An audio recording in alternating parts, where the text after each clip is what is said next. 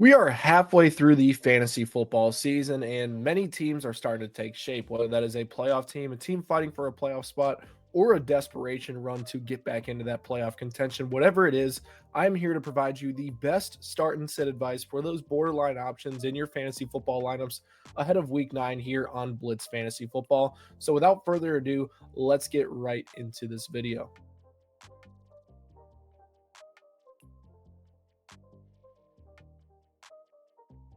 What's going on, everybody? My name is Blitzlink. You can find my socials at Blitzlink underscore, whether that's on Twitter, TikTok, Instagram, whatever it is. I am here to provide you guys the most data driven fantasy football advice that you can find. And let's get right into that video right here. Quarterbacks, we are starting here in week 9, and none other than the rookie glory guy himself, Jaxson Dart for the New York Giants. No, I am not concerned about Cam Scadaboo's injury affecting Jaxson Dart's play the rest of the season. The guy has been an absolute dog basically since he started being the starting quarterback for the New York Giants. Jaxson Dart is one of the few quarterbacks that can run the ball at an elite level. 50 yards in 4+ games this season has been absolutely electric. Still finished with 21.4 points against Philadelphia last week, and he's been either doing it on the ground, and then against Denver, he had a big day through the air. So it's not necessarily the fact that Malik Neighbors is out that slows down his production. And then this week, he gets a solid matchup against the San Francisco 49ers that rank dead last in pressure rate. So with Jaxson Dart, I believe that he is truly a guy that you can't afford to leave out of your starting lineup in a matchup where the 49ers should not be pressuring him much. His rushing upside provides that weekly floor, and we know that WanDale Robinson has kind of emerged as this team's go-to guy and has been pretty good for this team, except for last week. So Jaxson Dart, got to give it in your lineup. Don't worry about Cam Scadaboo being out. His floor is safe with his legs. Next guy is Sam Darnold, who has been very good under Clint Kubiak for the Seattle Seahawks and has just been a model of consistency so far this year. Darnold has topped 20 fantasy points in consecutive games and has scored 16 plus in 4 straight games. He's been very good in terms of efficiency metrics throughout the year. He's 10th in passing yards per game, 2nd in hero throw rate, and he's 9th in points per dropback this season. This week, since Washington has struggled with injuries on the defensive side of the ball in their front, particularly, and on offense, we know what they're going through right now. Washington has struggled since week 4, 10th highest success rate per dropback, 3rd most passing touchdowns allowed, and the 6th most passing touchdowns allowed during that stretch. Darnold, unlike Jaxson Dart, does not have that rushing upside, but we are chasing the floor of Sam Darnold with his production, and he truly has a ceiling this week against a struggling Washington Commanders secondary. Let's get into our final must-start quarterback. It is Caleb Williams, and I know Caleb Williams has been incredibly frustrating this year in fantasy football. The last 2 matchups have been elite, and he hasn't cashed it. He's one of the most inaccurate quarterbacks in the NFL this year, 41st in catchable target rate, which is insane because there is not even 41 starting quarterbacks on a weekly basis right now, but this is all about the matchup itself. I do expect the Bears receivers to get a little bit healthier here this week. I know a lot of them did not participate, and I'm recording this as of Thursday. I expect Rome Odunze to be in there this week. We'll have some tight end sleepers for you at the end of this video, but I do expect them to be healthy.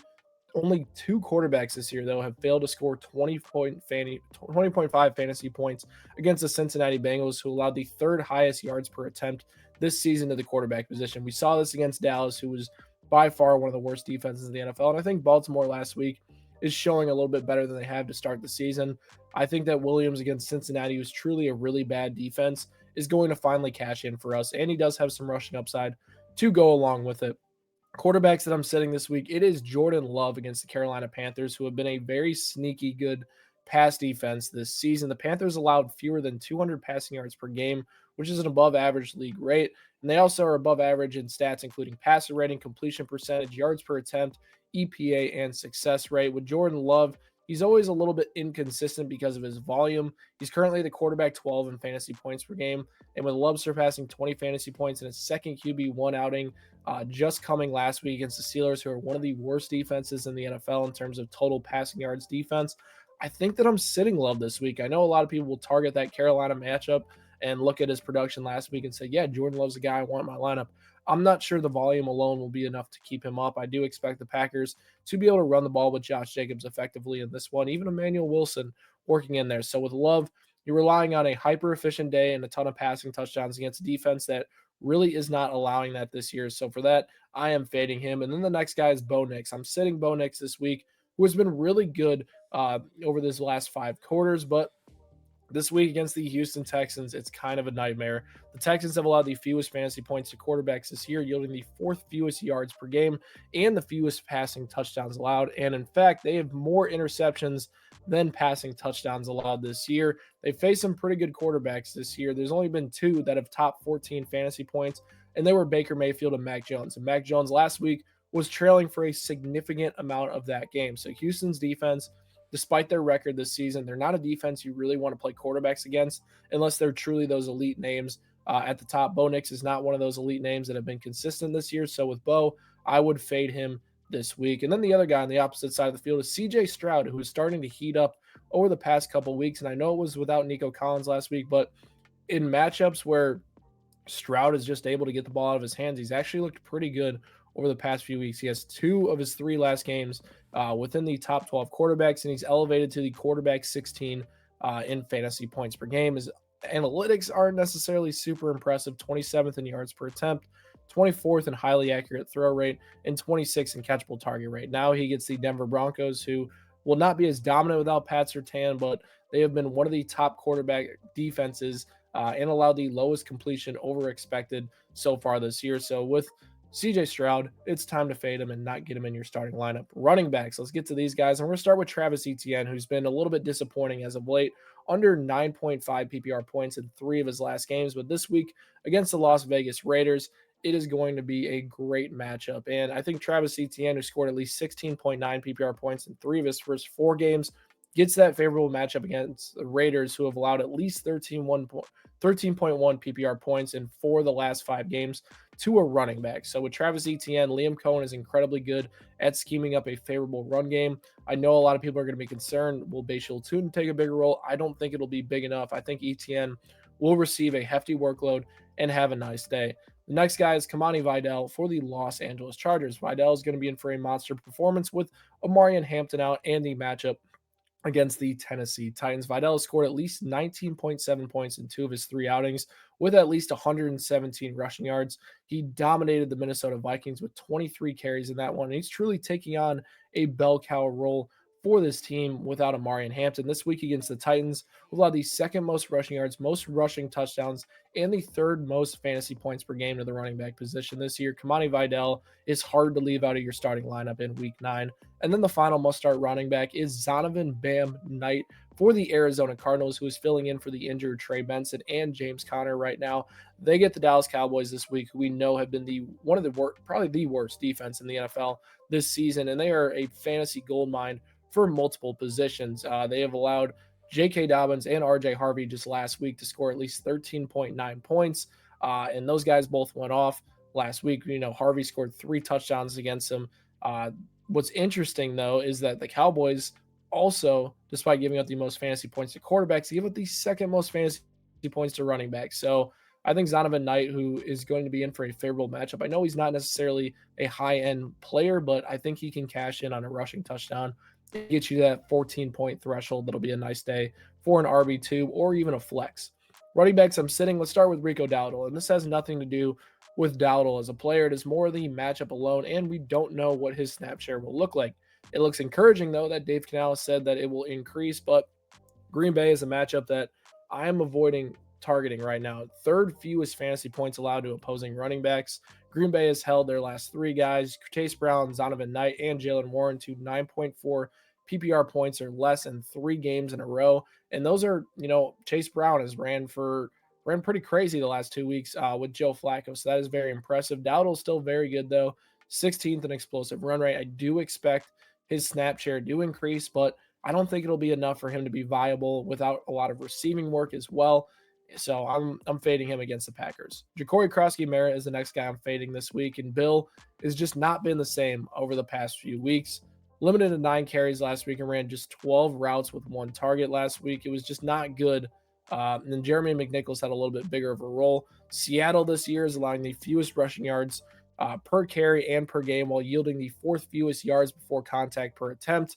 It's just not looking good for Bill, who has really struggled since that Chargers game where he broke out for 27 PPR points, and we hope that against Chicago, Dallas, and KC, that he would be able to score more. He's just combined for 12.5 fantasy points during that stretch. So with Bill, hard to trust him. I know Jane Daniels is back, but that should not help him against a very tough matchup. And then the final guy who is also struggling is Alvin Kamara right now. It is just not looking good for Kamara, and who knows what his status will be next week and his team, but it is just not great. He has career lows in yards per attempt, rushing yards per game, yards per catch, receiving yards per game, yards per touch. It just hasn't been good. Now he gets the Rams, who allowed the second fewest points per game to the running back position this year. So Alvin Kamara is a guy that I'm avoiding in my starting lineups this week at all costs.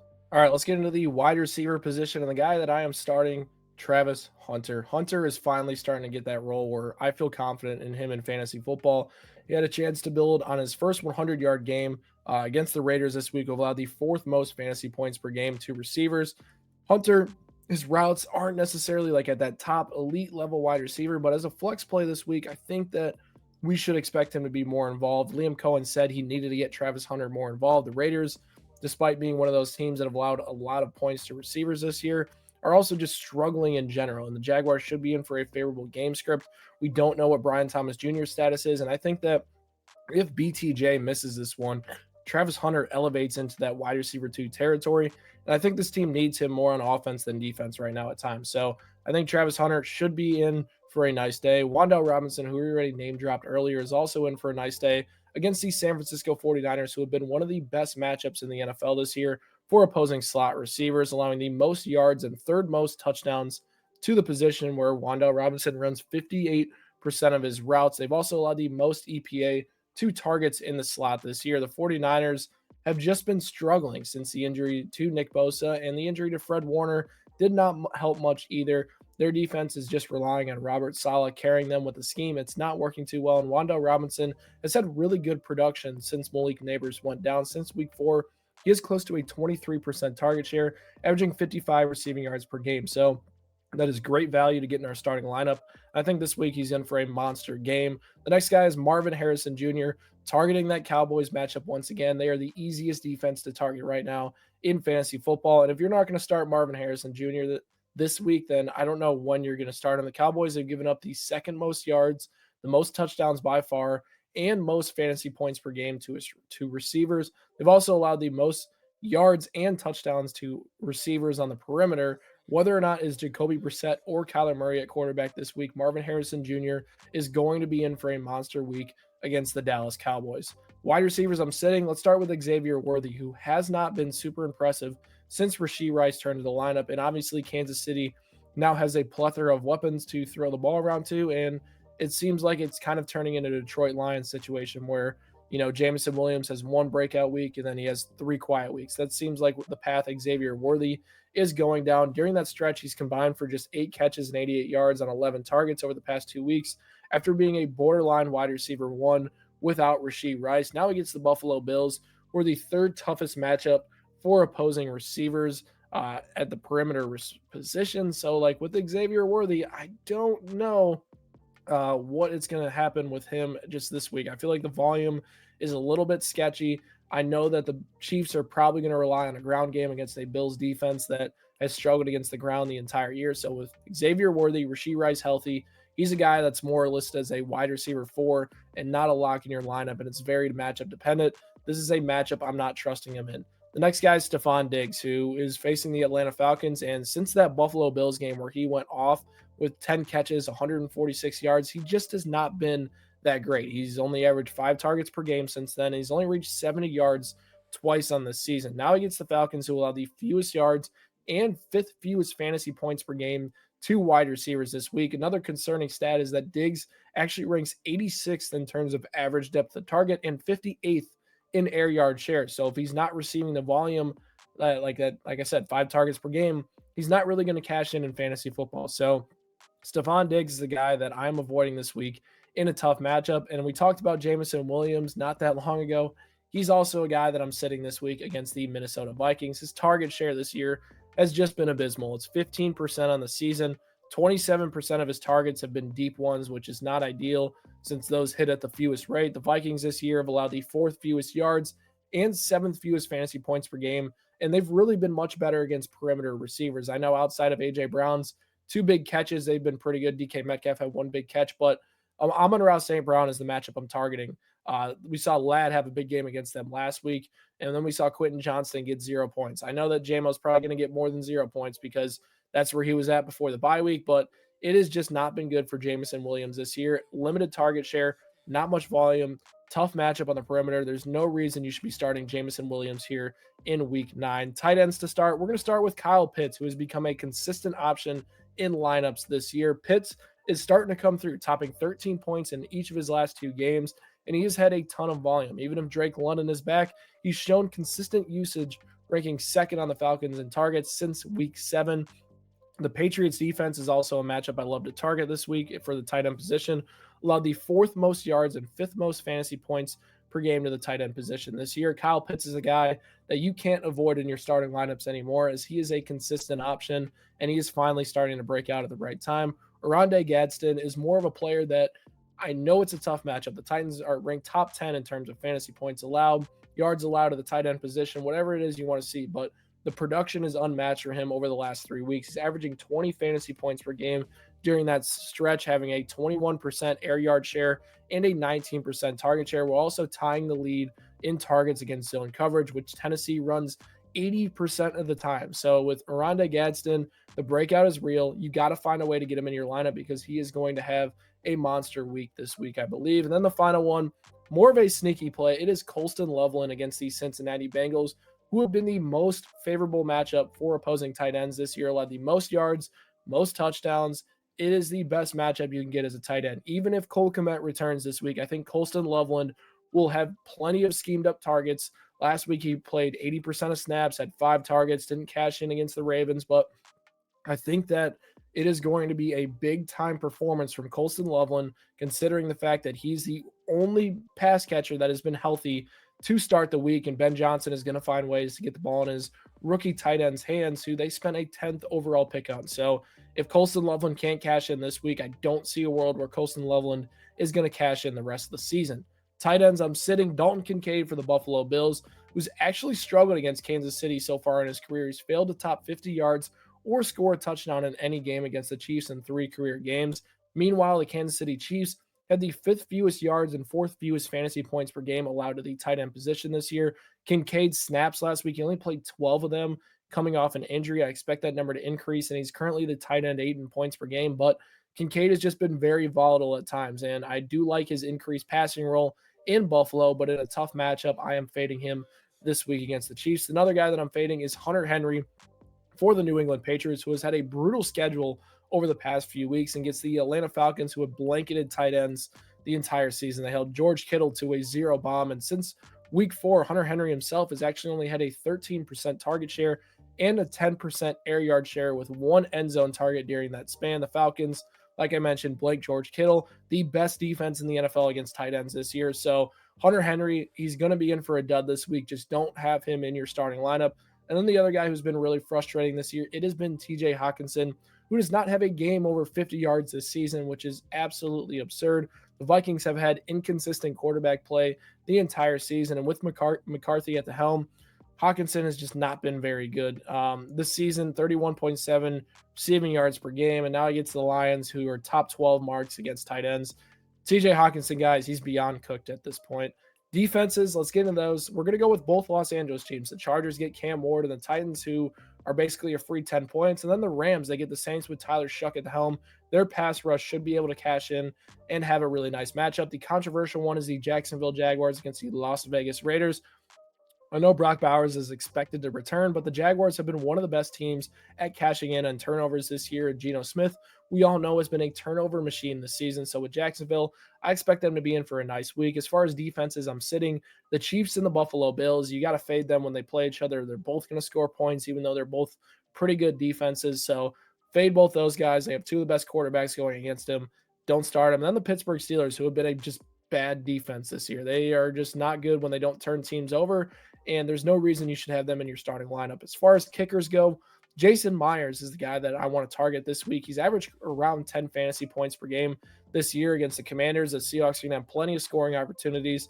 Should be in for a nice week. And then the other one is Brandon McManus for the Green Bay Packers. The Panthers are a defense that is a bend but don't break unit. They're going to allow some field goals, right? They're not a bad defense. So I think the Packers could be settling for a few field goals, and McManus has had a pretty good year to this point. Kickers, I'm sitting Harrison Butker for the Kansas City Chiefs. I don't believe that he has been very good this year. I mean, he's failed to score 7 fantasy points in each of his last 4 games, and now he gets the Bills, who have only allowed 2 or more kickers to score over 9 points. And this is going to be a touchdown fest. So Harrison Butker can't have him in. And then Will Lutz for the Denver Broncos. He's been pretty inconsistent this year, but I think against the Texans, there's no reason you should even consider him in your starting lineup.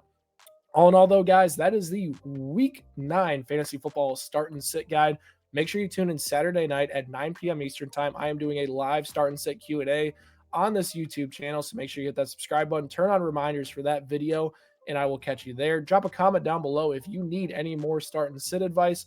More than willing to answer that, and then hit that subscribe button, and I will catch you guys next time.